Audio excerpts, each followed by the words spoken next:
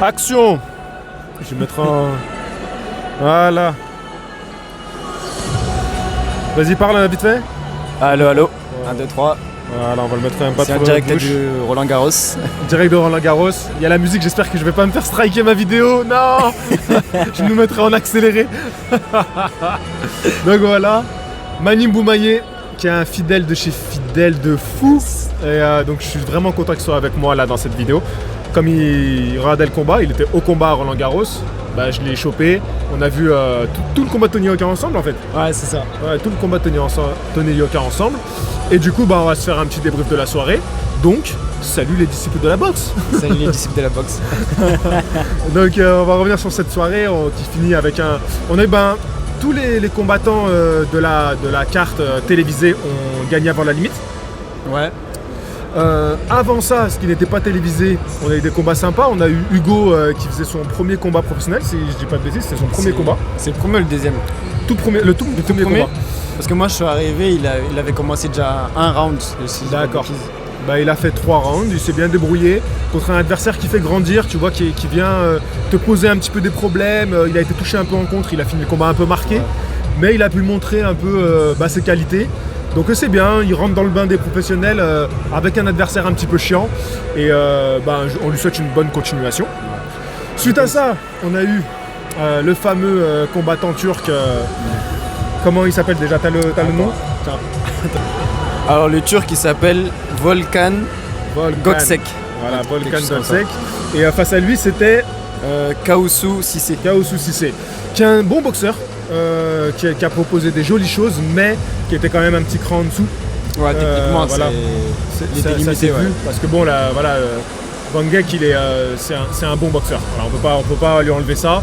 Bon, on avait envie qu'il nous venge un peu en tant que Français, vu l'histoire et la polémique au dernier combat qu'il avait fait en France, où il est déclaré perdant, mais suite à ça, ils font remonter sur le ring les boxeurs. Enfin, lui ne quitte pas le ring, son promoteur fait un scandale et du coup il obtient la victoire.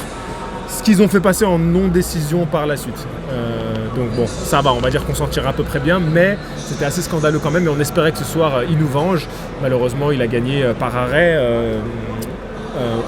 je sais plus à quel round, mais il va l'envoyer 3 fois au tapis. C'était le 4ème, non? 4ème round. Si je dis pas de bêtises. Dans le même round, il envoie 3 fois au tapis après un coup au foie et il s'en remet pas.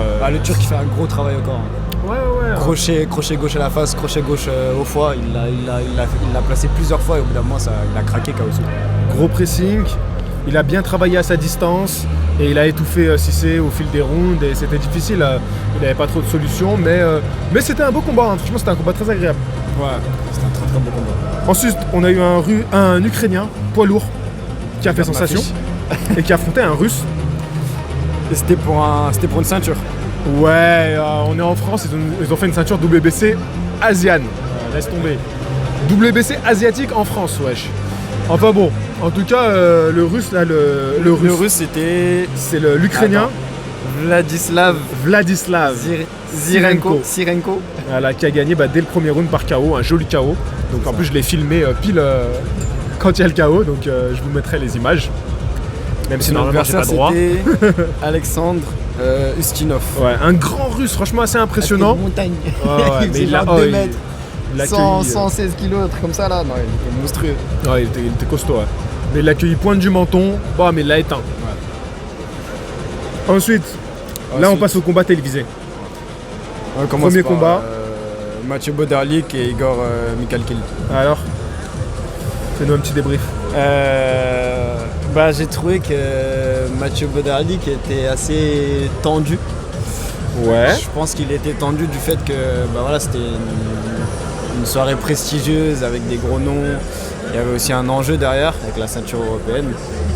Ouais, c'est vrai. Je sais pas si j'ai pas trop suivi ce boxeur auparavant, donc je sais pas si c'est quelque chose dont il avait l'habitude, mais en tout cas tu sentais la pression. Donc il a eu du mal à être détendu sur le ring et donc il manquait un peu de timing, il a manqué un peu de précision sur ses combinaisons et tout ça. Ouais, il a timing. Il a eu du mal à être précis. En fait, il a eu du mal à ajuster ses attaques parce qu'il était face à un adversaire russe qui avait du métier et qui savait vraiment comment accompagner, comment gérer, bien rouler avec l'épaule, essayer de ne jamais se prendre pas la droite parce que c'est la gauche, parce qu'il est en garde inversée, Mathieu. Donc la gauche, donc le bras arrière de Mathieu, ne surtout pas le prendre de plein fouet. Et Mathieu, il s'est un peu obstiné à placer ce bras arrière. C'est-à-dire qu'il voulait donc les droites, donc le jab, travail de bras avant, et vouloir vraiment placer cette gauche. Et c'est dommage parce que je trouve qu'il a perdu un petit peu des occasions de peut-être le marquer au corps, tu vois, de vraiment le casser. Mais au final, son travail de pressing et quand même les impacts, parce que Mathieu ça tape, et ben, au fur et à mesure des rounds, il a fini par craquer. Ça a fini par payer, mais après je pense qu'il y a l'âge aussi qui joue. Et le fait que Mathieu Modric, lui, il est en pleine possession de ses moyens, tu vois. Après, oui, comme ce que je te disais hors caméra, c'est que je trouvais aussi qu'il avait beaucoup travaillé au niveau de la tête, mais pas assez au niveau du corps. Exactement. Justement, pour quelqu'un qui bouge beaucoup, qui joue beaucoup avec son épaule, on sait que c'est important de travailler au corps pour justement un peu le mobiliser, tu vois. Et l'empêcher d'esquiver systématiquement. C'est ça. C'est ce qu'il faut. Avec du recul, c'est toujours plus facile, mais de venir un peu faire baisser les bras et le casser en bas, parce que voilà, comme il bouge beaucoup la tête, il est dur à ajuster. Et en bas, on a un peu plus de facilité à toucher le bas du corps parce que c'est moins mobile. Voilà. On a le bal des politiques qui passent derrière la caméra, là, Rachida Dati. Voilà. Il y a du beau monde. C'est marrant, j'y pense du coup parce que je voulais en parler. Là, on est en train de faire les débriefs, mais je trouve que Roland Garros, je m'étais pas trop rendu compte au moment où on a fait toute la promotion. Je trouvais ça bien, tu vois, d'accord, mais je m'étais pas rendu compte qu'en fait Roland Garros, ça touche au-delà de la boxe. Et en fait, ils ont marqué un joli coup. Quand on voit les personnalités, les politiques, les sportifs, il y a Cyril Gain qui était là aussi, il y a le président Macron qui était là, et ça montre que c'est un lieu quand même qui permet de toucher au-delà de la boxe anglaise. Et pour le coup, ils ont bien marqué le coup. Donc voilà. On a Karabatic, c'est comme ça qu'il s'appelle, qui joue devant la caméra. Le handballeur, c'est Karabatic, non? Ça s'appelle pas comme ça? Tu le vois pas là? Lui là? Ouais. Je sais pas. Je connais le nom, mais je savais pas que c'était par rapport au handball. Handball du coup. Si, c'est le. Ouais. Oh, mais attends, un autre youtubeur, il va nous rejoindre. Il y a vraiment du monde, il y a vraiment beaucoup de monde. Et je pense que c'est ça, hein, les endroits prestigieux en fait vont tout le temps attirer les gens qui ont l'habitude de fréquenter ce type d'endroit, tu vois. C'est ça, exactement. Bon, reprenons les débriefs de cette soirée. Donc, le Russe a abandonné. Oh non, coupez pas la lumière. Oh non, viens. Ouais, on filme. Ouais, tu veux pas te montrer? Ça va, tranquillement. Ça va? Bien? Ouais, merci. Bon, c'est quand on se fait un truc ensemble? Viens faire ta promo. À chaud. Viens faire ta promo, il a une chaîne YouTube. Viens. Voilà, passe derrière, regarde, viens voir. Dis-nous, c'est quoi ta chaîne YouTube? Ouais, la team, j'espère que vous allez bien. Moi, c'est XS Body. Donc, je vous invite à me suivre. Mais franchement, continuez à le suivre parce que la vie de ma mère, le boulot qu'il fait, c'est incroyable. Même moi, je suis jaloux carrément. C'est incroyable. Donc, continuez de liker, partager, mettez des commentaires. La vie de ma mère, c'est de la bombe. Grosse force à toi, franchement, je te jure, je te kiffe. Merci à toi, merci. On va se faire un truc ensemble, je te promets. Avec grand plaisir. Vas-y. Tu vas me coacher parce que je vois que t'es bien en forme, toi. Moi, il faut que je perde un peu. Bon, reprenons notre débrief. Il nous reste 2 combats à débriefer. Alors, qu'est-ce que tu as ressenti toi, juste par rapport à Roland Garros, par rapport à l'ambiance, par rapport aux gens? Grosse ambiance. J'ai bien aimé parce qu'il y a toujours eu du respect envers les adversaires de nos boxeurs français. Ouais. Je trouve qu'ils ont été bien accueillis dans l'ensemble. La salle est agréable. C'était couvert, j'avais peur que ce soit pas couvert parce qu'il a plu, mais un truc de fou avant qu'on arrive. C'est vrai. Ouais, très belle salle. Et personnellement, ça me donne envie de boxer dans une salle comme le Roland Garros. C'est vrai. Non, c'est vrai que t'as toujours cette petite excitation quand tu vois ça. Ensuite, on a eu Sissoko. Souleymane Sissoko, donc toujours une belle ambiance. Contre Ismail Iliev. D'ailleurs, je commence à avoir mes fiches maintenant. Ismail Iliev, alors là pour moi, on rentre dans les 2 combats de la soirée où on a été dans un contrôle de la part des boxeurs. Donc bien sûr, je parle de Souley, mais aussi de Tony. Et alors Souley, dès le premier round, pour moi, je trouvais qu'il était largement au-dessus. Voilà. J'ai ressenti ça. Pour moi, enfin largement, c'est une façon de parler, mais il était bien un cran au-dessus. Et il a contrôlé 1 round, 2 rounds. 3e round, je le trouve un peu moins bien. Je sais pas, il est un peu trop contrôlé, tu vois. Et après, il a réaccéléré. Débrief-nous un petit peu ce combat-là de Souleymane Sissoko. Moi j'ai trouvé que Souleymane il est arrivé avec beaucoup d'envie. Tu le voyais sur son visage qui voulait la victoire, qui voulait le faire avec la manière. Tu voyais que pour lui c'était un moment important parce que justement ça se passait dans ce lieu-là. C'est aussi la reprise avec le public comme ils l'ont si bien dit tout au long de la soirée. Donc tu sentais qu'il avait beaucoup envie. Et donc du coup le premier round, je trouve qu'il a démarré quand même assez fort. Ouais, c'est vrai. Et peut-être que du coup au troisième round il a besoin un peu de relâcher un peu le truc, tu vois. Relâcher un peu la pression. C'est un peu comme ça que je l'ai vécu. Après là ce que j'ai trouvé intéressant c'est que par rapport à son combat précédent, sur ce combat-là je trouve qu'il a beaucoup plus déroulé. Ouais. Il s'est beaucoup plus exprimé sur son combat précédent. Je trouvais qu'il boxait énormément en ligne. Beaucoup de bras avant, Ouais, mais suivi d'un bras arrière. l'adversité n'était pas la même. C'est vrai. Faut le prendre en compte. C'est vrai.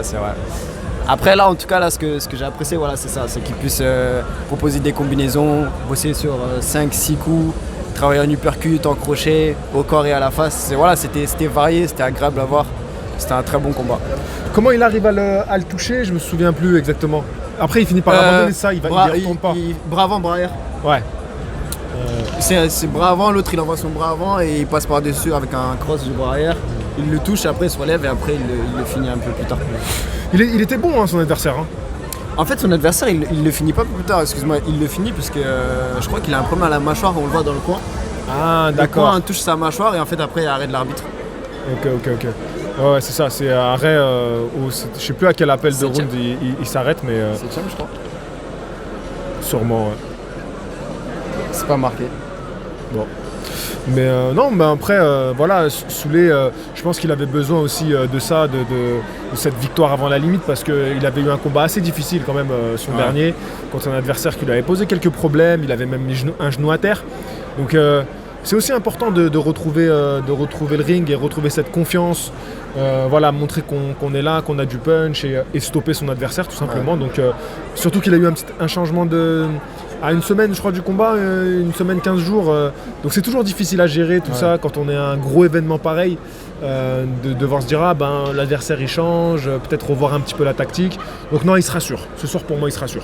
Ouais, c'est clairement ça, sachant qu'il faut le préciser aussi, c'est qu'il revient de blessure, parce que sur son dernier combat, il se blesse. Et il l'explique sur ses réseaux qu'il a une fracture du plancher oculaire. Et pour avoir eu la même chose, Ouais, c'est vraiment c'est dangereux. Ouais. C'est dangereux, c'est une sensation particulière. Et donc, comme tu dis, c'est aussi un combat pour retrouver les sensations, pour reprendre confiance. Et petit à petit monter dans le classement aussi, parce que le mec est quand même pas mal classé. Ouais, non, mais là il va. C'est vrai que au niveau de ça, Souley il est assez stratégique et il est assez fin. Ouais. Et je pense qu'il va monter de la meilleure des manières. Et de toute façon, il faut, parce que dans une catégorie qui est tellement riche, les super Walter, qu'il faut être stratège dans ces cas-là. Ah, complètement. Et puis c'est bien parce qu'il était venu aussi faire ce combat ici, en sachant qu'il pouvait être peut-être en sous-carte de Joshua Usyk. Donc c'est un choix aussi du cœur de venir participer à la fête. Quelque part c'est cool de sa part, tu vois. Parce que sans Souley, c'est quand même un truc en moins. Ouais, c'est clair. Donc c'est sympa de sa part d'avoir accepté de faire partie du show. Et c'est tout à son honneur et on a besoin de lui quand même. Il fait partie des figures de la boxe en France aujourd'hui. Ouais, complètement. Donc on lui souhaite le meilleur. Et puis on va passer au combat de la soirée. Tony Yoka L'event. Tony Yoka contre Peter Igor Milash. Mikhalki. Non. Ah non, tu dis- je suis fatigué, hein. Ah mec, là t'abuses quand même. Je suis pas journaliste. Ouais, non, mais, Peter Milash. Tu sais, j'ai regardé l'affiche, j'ai lu, j'ai même pas. Alors déjà ce qui était cool c'est qu'il y avait beaucoup de supporters, une belle masse de supporters pour Peter Milash et ils ont mis l'ambiance de ouf. Hein. Franchement ils étaient chauds. Et d'ailleurs Peter Milash, je trouve qu'il est bien rentré dans son combat. Dès le premier round, très bien rentré. il est sur les jambes, il débite des longues combinaisons de coups. C'est souvent ça que je reproche aux boxeurs pro, de trop vouloir chercher le coup dur.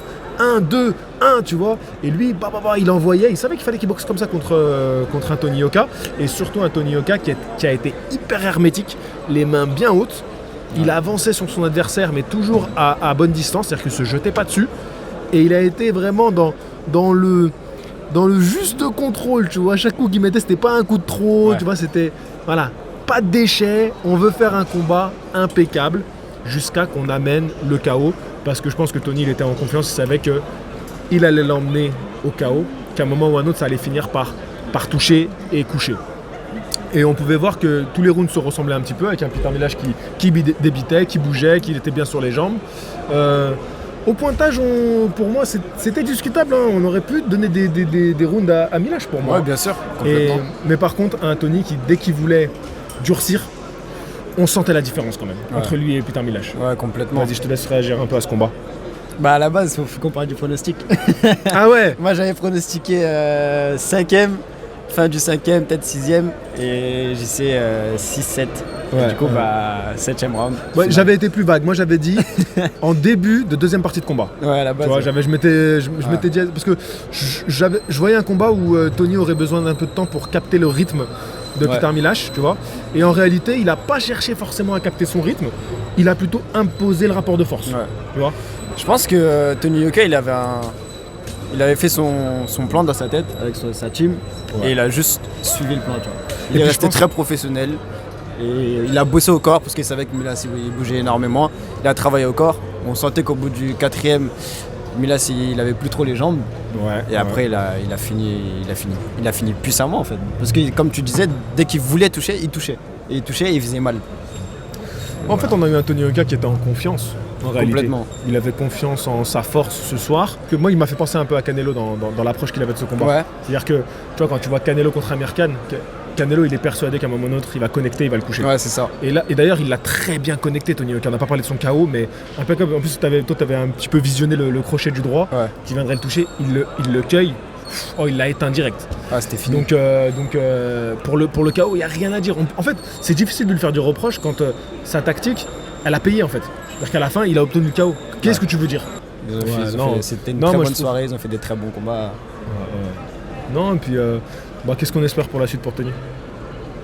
Champion du monde direct. Champion du monde. Direct. Toi, tu veux Les- prochain combat, il Ah prend oui. Joshua. Non, non, Usyk. Je sais pas qui va gagner. non, les étapes entre ça et champion du monde, je les connais pas. Ce sera à lui de faire ses choix de carrière, tu vois. Ouais. Mais champion du monde, moi Ah, c'est il- tout ce que je lui souhaite. Il a annoncé chez la Sueur, je crois. Ouais. Il a annoncé qu'il ferait sûrement un championnat d'Europe d'ici la fin de l'année. Ouais. En sachant que champion d'Europe, c'est Joe Joyce. Il en a Oh. beaucoup parlé avec toi notamment. Ouais, mais il a pas dit Joe Joyce, il a dit champion d'Europe. Donc est-ce que Joe Joyce va pas céder sa ceinture et que Tony Yoka le sait? Donc on va peut-être se retrouver avec un combat pour un titre vacant, c'est possible, à voir. Mais sinon, ce serait Joe Joyce, et là, ce serait très chaud. Ah là, ce serait incroyable. Là, on est dans une demi-finale mondiale. Là. Là, ce serait incroyable. Là, ce serait incroyable. Non, je crois qu'on a fait le tour, hein, écoute. Hein. Ouais. Merci Ouais, beaucoup ouais. pour l'invitation. Pour l'improvisation. Je l'ai forcé, je l'ai kidnappé. Je lui ai dit, viens. Merci beaucoup. Ça Et fait bah, je vais te plaisir. laisser rentrer chez toi parce que t'as un peu de route et mon pauvre, faut que tu Ouais, retrouves ta famille. J'ai 1 heure là. J'en ai Il est pour presque 1 heure. minuit. Ouais. Tiens, je t'en micro. Ok. Allez les gars, je vous dis à la prochaine. Fighting. J'espère que tout a bien marché, le son et tout. J'espère.